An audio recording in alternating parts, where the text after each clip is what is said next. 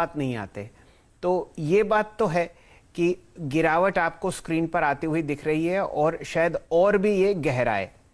ये बताइए कौन से ऐसे लेवल होंगे निफ्टी और निफ्टी बैंक पर जब आप कहेंगे कि भाई बैंक अकाउंट में जो फिक्स्ड डिपॉजिट पड़ी हुई है उसको तोड़ो और शेयर खरीदो।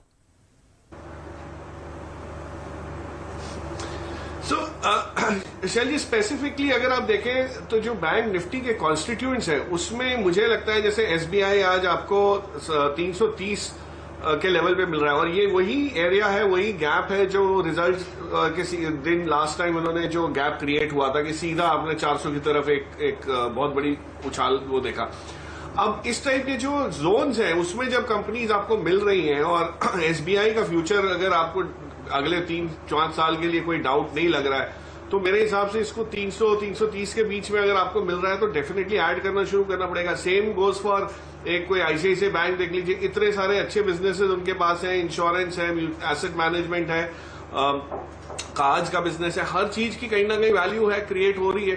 तो ये जो चीजें आपको मिल रही हैं ये यहां से अगर आप देखें अगले 10-15% तक की अगर आप गिरावट की भी तैयारी करते हैं तो कहीं ना कहीं और इसको तैयारी ये जो गिरावट है इसको आंकना इतना एक्यूरेटली कि जिस दिन लोएस्ट है उसी दिन ले थोड़ा सा मुश्किल हो जाएगा। तो मेरे हिसाब से बाय ऑन डिप्स की रणनीति अगर चुनिंदा बैंक्स में अपनाएं, आप एनबीएफसी में अपनाएं, मुझे नहीं लगता कोई इशू होगा। इनफैक्ट आरबीआई पॉलिसी ने जो चीज आपको समझाई, जो बताई, उसके हिसाब से अगर आप देखें तो एनबीएफसी में तो अभी जो खास करके रूरल फेसिंग एनबीएफसी थे वहां तो बहुत इंप्रूवमेंट होने की जगह थी और ये सडनली कोविड की वजह से माहौल बिगड़ गया।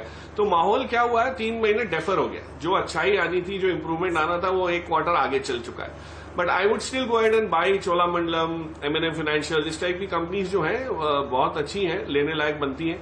और निफ्टी के लेवल्स जहां तक चल है मुझे लगता है आपको उसमें सेक्टर रोटेशन बहुत ही तेज गति से होता हुआ दिखेगा। कोई आईटी बहुत स्ट्रांग था, अब फार्मा का आज फार्मा डे है, हो सकता है एक आध दिन एफएमसीजी इस टाइप की आपको चाल दिखाए और उसके बाद हो सकता है वापस कैपिटल गुड्स पे भी कई नजर लोगों की पॉजिटिवली जो है रुझान बनना शुरू हो जाएगा। So sector rotation is the key और आपको उस हिसाब से जब खराब दिन है जिस दिन उस सेक्टर का उस दिन लेना है। अगर आप लॉन्ग टर्म इन्वेस्टर हैं, अगर ट्रेडर हैं तो आप जल्दी भी निकल जाएंगे, लेकिन लॉन्ग टर्म इन्वेस्टर्स के लिए स्पेसिफिक बेट्स पोर्टफोलियो में शामिल करने का बहुत ही सुनहरा मौका मिलेगा। तो 200 डीएमए से ये स्टॉक ठीक ठाक बाउंस बैक लेता है। 1300-1250 क्या वो लेवल होगा जहां पर आप रणनीति बनाएंगे कि एक एसआईपी शुरू किया जाए एचडीएफसी बैंक में? शैल जी देखिए, एज अ स्टॉक इसके चयन में कोई डाउट कभी नहीं आया क्योंकि इसने हमेशा वेल्थ क्रिएट करके दी है, अच्छा खासा रिटर्न आया है। बट अभी जो माहौल है उसमें एक चीज ये समझ आ रही है कि 2-3 सेक्टर्स में जहां इमीडिएट बेसिस पे इम्पैक्ट आएगा वो पर्सनल लोन्स, रिटेल लोन्स जिसको हम कहते हैं, एसएमईज है और थोड़ा सा हाउसिंग फाइनेंस पे। अब इन सारे तीनों पोर्टफोलियोज को या क्षेत्रों को अगर आप देखें तो एचडीएफसी बैंक का कहीं ना कहीं इन तीनों एरियाज में प्रेजेंस है। तो मुझे लगता है ये थोड़ी सी गिरावट इस पे जो आ रही है ये एक रीसेट है मार्केट में। आपको नए बिजनेसेस मतलब बैंकिंग में नए बैंक्स, नए नाम थोड़े से उभरते हुए दिखेंगे जो रिवाइवल अच्छी तरह कर पाएंगे। और उसमें आप देखिए कैपेसिटी एक्सपेंशन जो कॉर्पोरेट्स की साइड से जब आएगा, सीमेंट में आज अंबुजा ने अनाउंस किया, कुछ समय पहले 1-2 टेलीकॉम कंपनीज का भी अनाउंसमेंट आया, इंफ्रास्ट्रक्चर में नए नए ऑर्डर्स आना शुरू हुए। तो वो जो कॉर्पोरेट फेसिंग बैंक्स है उनको थोड़ा सा ज्यादा फायदा होगा। तो मुझे लगता है उस लिहाज से ICICI bank would probably be a better bet अगर आपको इस टाइप का स्ट्रैटेजी अपनानी हो जो एसआईपी टाइप। पर हाँ, एचडीएफसी बैंक पोर्टफोलियो में होना चाहिए, इसमें कोई दो राय नहीं है। लेकिन किस लेवल पे लेना, तो मेरा जवाब यह है कि थोड़ा सा आपको इसमें नीचे का लेवल भी दिख सकता है और वहां पे आप इसमें एंट्री ले सकते हैं, एसआईपी की शुरुआत कर सकते हैं। और एसआईपी में तो खैर एवरेज ही आनी है आपको, बट जैसे मैंने कहा एनबीएफसी जो मार खा रहे वहां पे और आईसीआईसीआई बैंक जो कॉर्पोरेट फेसिंग बैंक में से है वहां पे आपको रिवाइवल जो है जल्द मिल जाएगा। तो की ट्रैजेक्टरी में मात्र अगर आप देखें, मात्र आप समझ लीजिए कि 1 महीने में चला गया। प्रकाश सर, आपकी राय, प्रकाश दीवान जी। ऑल टाइम हाई की ट्रैजेक्टरी में एचयूएल पहुंच गया, आईटीसी ने थोड़ा दमकम दिखाया, Tata consumer all time high पे अगर आप देखें शुक्रवार को क्लोज हुआ था। आपकी अप्रोच इस बास्केट में, आप क्या लेकर चलना चाहेंगे इस वक्त एफएमसीजी बास्केट में? वीरेंद्र, मैंने जैसे पहले जिक्र किया था कि आज जो फार्मा का हम देख रहे हैं बोलबाला मार्केट में दिख रहा है, एक बहुत क्लियर आउट परफॉर्मेंस दिख रही है और ये थोड़े समय से एक बिल्डअप होता हुआ दिख रहा था। अब यही चीज एक बार एफएमसीजी में भी आएगी, एक ऐसा बढ़िया दौर आएगा जब सारे एफएमसीजी स्टॉक्स जो है उसमें डिमांड अच्छी आएगी, क्योंकि आपके पास एक विजिबिलिटी ऑफ रेवेन्यू है। इन्होंने जो पिछले साल कॉस्ट कंट्रोल किया है वो उसको मेंटेन कर पा रहे हैं। आज भी देखिए एफएनओ की सूची में जो बढ़ने वाली चीजें हैं उसमें ब्रिटानिया ने भी कहीं ना कहीं एक झलक दिखाई है। अब ब्रिटानिया थोड़ा साइडवेज था, काफी समय से परफॉर्म नहीं कर रहा था, उसने भी आज पार्टिसिपेशन दिखा दिया। एचयूएल पे भी मैं बिल्कुल सहमत हूं आपसे कि it is in a very strong trajectory, पर अगर इनमें से मुझे एक ही चीज का चयन करना हो तो मैं वो आईटीसी करूंगा। उसका रीजन है कि आईटीसी की जो बाकी चीजें, जो होटल्स बिजनेस है जहां मार पड़ रहा है या पड़ चुका है या बना रहेगा दबाव, उसको छोड़ के हर चीज में, चाहे वो पेपर हो, एफएमसीजी हो, टोबैको नॉन टोबैको वाला बिजनेस, सारे ही अगर आप देखें तो बहुत ही बढ़िया आपको एक अपसाइड देने की सक्षम रह सकता है।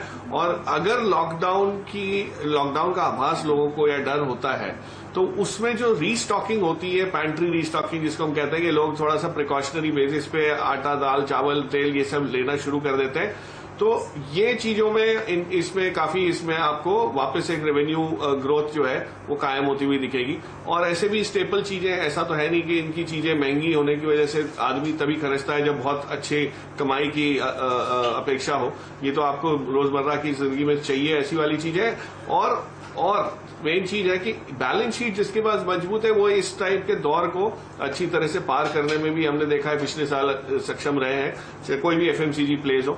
तो सारे एफएमसीजी में एक अपॉर्चुनिटी आपको जरूर दिखेगी, बट आईटीसी का खास मेरे को वो रहेगा कि पोर्टफोलियो में ऐड करने का ये मौका भी बढ़िया है। विनती, ऑर्गेनिक्स पर आपकी कोई फंडामेंटल टिप्पणी हो तो? शैल जी, बहुत ही बढ़िया बिजनेस है, बट फेयरली मैच्योर है इन टर्म्स ऑफ इसकी जो डिस्कवरी है, प्राइस डिस्कवरी देखें या जो बिजनेसेस जो रेवेन्यू ग्रोथ के एरियाज इन्होंने आइबुप्रोफेन को लेके किए हैं, तो ये हर एक एरिया में ऑलरेडी एस्टैब्लिश होने की वजह से हम सबको पता है कि इसकी स्ट्रेंथ क्या है। और ये जो नया दौर ग्लोबली आया है इसकी वजह से एक डिमांड सेलियंस आपकी रहेगी। देखिए, फार्मा कंपनीज में आपको अगर कोई चीज की वो करनी हो चॉइस चाहिए तो वो वैसी कंपनीज रहेंगी जिनमें अभी कोई स्पार्क इस टाइप का दिखा नहीं है और जिसकी वजह से री रेटिंग बाकी है। तो चाहे वो एपीआई को लेके कुछ कंपनीज हैं वहां पे है, या सन फार्मा जैसे जो बड़े नाम है, डॉक्टर रेड्डीज जैसे जो अंडर परफॉर्म कर रहे थे अभी तक। विनती में एक ही चीज है कि विनती को आपको नीचे के लेवल पे अगर आपने लिया होता, जब आशीष जी ने पिछले हफ्ते रेकमेंड किया था तब लिया होता, तो आपके पास एक कुशन रहता अपसाइड का, बट अब वो कुशन थोड़ा सा आपके लिए घट गया है। इस वजह से अगर कोई गिरावट आती है तो थोड़ा मार जरूर पड़ता है, बट मुझे लगता है फार्मा में बहुत चॉइस है। अंडर परफॉर्मिंग जो स्टॉक्स हैं उनकी बारी आएगी और उसमें अगर आप लें तो अच्छा खासा यहाँ से 20-25% का अपसाइड आपको काफी कम समय में मिलना मुमकिन हो जाएगा। तो सन फार्मा को देखिए आप, थोड़े से स्टेबल बिजनेसेस हैं, ग्लोबल हैं। टॉरेंट मैंने पिछली बार कहा था ऑलरेडी 200-225 रुपए उस लेवल से 2400-2500 की जोन में जो था बढ़ चुका है।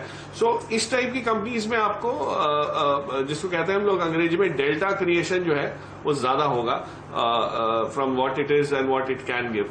बट विनती है पोर्टफोलियो में तो बरकरार रखिए, बट नया ऐड करने में थोड़ा सा परहेज कर रहा हूं बिकॉज ऑफ वैल्यूएशंस। अपॉर्चुनिटी नजर आ रही है आपको 3-4 दिन के प्रोस्पेक्टिव से? प्रकाश दीवान जी। वीरेंद्र, मुझे तो बहुत अपॉर्चुनिटी ज्यादा नजर आ रही है। अब पैसे कम पड़ जाते हैं, लेने के लिए बहुत चीजें मिल जाती हैं ऐसे दिनों में।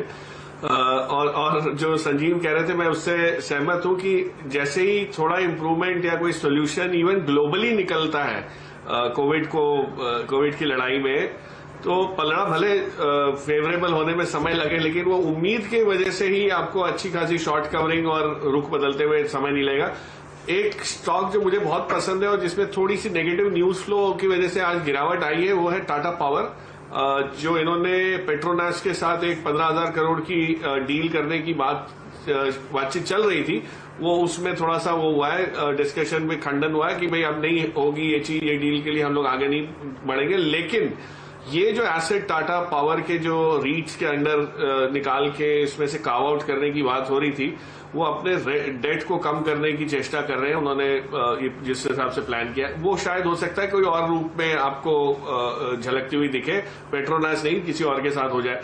बट द पॉइंट इज कि उस गिरावट की वजह से आज आपको एक बहुत ही उम्दा बिजनेस अपने जो कुछ रीसेंट टाइम्स के एवरेजेस हैं वहां से 10-11% कम मिल रहा है, तो इसको लिया जा सकता है और ये शॉर्ट टर्म में वापस अपने 105-110 वाली जोन में आने में बहुत सक्षम रह सकता है। और ऑफकोर्स लॉन्गर टर्म के लिए भी होल्ड करें, एक आध साल के लिए, तो बहुत वैल्यू अनलॉकिंग की भी गुंजाइश बनी रहेगी। चलिए ये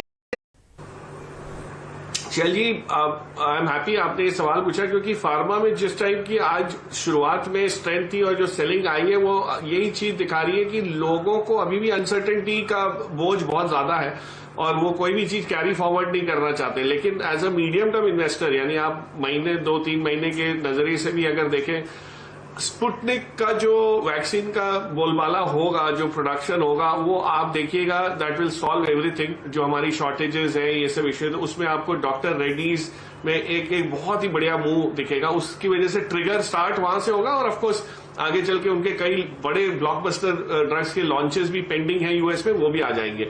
सो अगर एक तो डॉक्टर रेड्डीज और आप इस पे देखिए, हो सकता है। सेकंड एरिया जो मुझे लगता है जो कई कंपनीज कर नहीं पा रही है, प्रोडक्शन नहीं कर पा रही है, उसमें पेनेशिया बायोटेक करके एक छोटी सी कंपनी है, बहुत ज्यादा इसने काम नहीं किया फार्मा में, बट ये वैक्सीन बनाने में बहुत बड़े इनका कारोबार रहा है इन द पास्ट। और इनको हो सकता है इनको भी काम काज मिल जाए जब वैक्सीन बनाने का एक्सेलरेशन होगा प्रोसेस का। तो एक तरफ रेमडेसिविर की स्टोरी बनती हुई दिख रही है, दूसरी तरफ वैक्सीन को परिपूर्ण करने के लिए आपको जो गैप है वहां पे एक स्टोरी बन रही है। तो मुझे लगता है इस टाइप की अगर आप करें, शॉर्ट टर्म बेट्स भी लेना चाहें, तो फार्मा आपको आउट परफॉर्म करता हुआ दिखेगा। अप्रैल महीने में ही आपको ये शायद मूव जो है शुरू होते हुए दिख जाए और फिर 2-3 महीने तक एक मोमेंटम बना हुआ रह सकता है। दीवान साहब, स्वागत है आपका।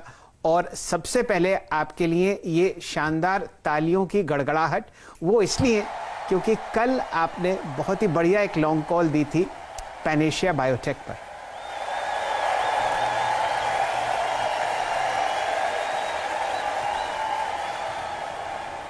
दीवान साहब,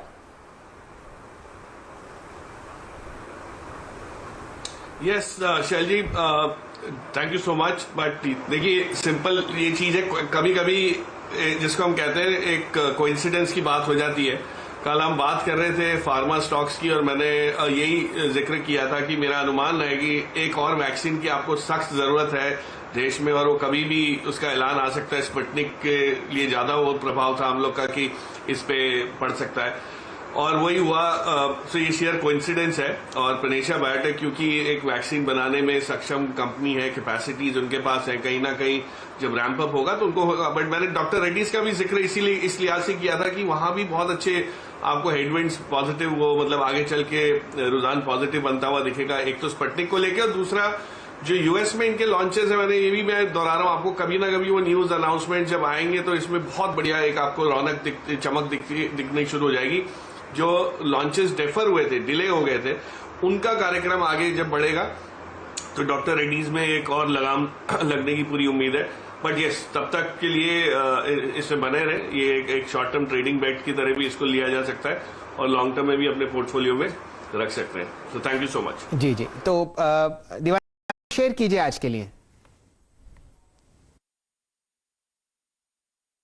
शैल जी, मुझे ये लग रहा है कि मार्केट में जिस टाइप का सेल ऑफ आया है और उसके कारण जो है, जो चिंताएं हमने कल डिस्कस की थी, उससे विपरीत फंडामेंटल्स जिन कंपनीज के हैं और जो स्ट्रांग उसमें अपट्रेंड में रह सकती है, उसमें से कि एक कंपनी है टाटा कम्युनिकेशन। अब ऐसा है कि मुझे पसंद इसलिए है ये कंपनी कि इसका जो बिजनेस मॉडल है वो बहुत ही, जो एसेट इसने बना के रखे हुए वो बहुत ही यूनिक है। जो अंडर सी केबल्स को ले लीजिए आप, जो डेटा सेंटर्स इनके पास हैं, और जिस टाइप का एक्सपेंशन अब ये कंपनी कर रही है, ऑफकोर्स धीरे धीरे डेट रिडक्शन और ये सब भी आपको बैलेंस शीट की स्ट्रेंथ भी होते हुए दिखेगी। बट जो टाइप्स माइक्रोसॉफ्ट और गूगल और इन सब के साथ क्लाउड कंप्यूटिंग की तरफ ये कर रहे हैं, इसको आप इस पर्टिकुलर ट्रेंड को आप नकार नहीं सकते या इग्नोर ज्यादा नहीं कर सकते। और कहीं ना कहीं मुझे लगता है टाटा कम्युनिकेशन में जो ओएफएस आया, एक ओवरहैंग सा था कि सरकार अपनी हिस्सेदारी बेचने के लिए आएगी, और वो आपने देखिए टाटा संस ने इतनी तो ले ली है, और जो बाकी के भी इन्वेस्टर्स, इंस्टीट्यूशनल इन्वेस्टर्स है, उसमें भी अच्छी खासी एपेटाइट है। फरवरी के महीने में देखिए ज्यादातर सारे म्यूचुअल फंड्स ने इसमें अपनी ये खरीदारी की है अच्छी खासी, और वो भी 1200, 1250, 1300 की जोन में। सो आई थिंक फंडामेंटली जहां पे ये कंपनी आज है, जो इसका बिजनेस है, जो वैल्यूएशन है, उसको देखते हुए अगर कोई 2 साल के 3 साल के नजरिए से लेता है तो आप हर गुड़ी पड़वा पे याद करेंगे कि आपके पास कुछ कमाई करने के लिए कुछ है, जिसकी वजह से आप कोई जाके शॉपिंग भी कर सकते हैं। ये वैसी वाली चीज है शैल जी, और मुझे नहीं लगता टाटा समूह में कोई भी ऐसी कंपनी हो जहां पे आपको डाउट कॉर्पोरेट गवर्नेंस और उस सब पे हो, तो उस लिहाज से भी खरी उतर सकती है। 2 करोड़ रुपए की ब्लॉक डील आपको होती हुई दिखी है 918 रुपए पर। क्या रणनीति इस काउंटर पर, और कोई बढ़िया ट्रेड आपने पकड़ा हो?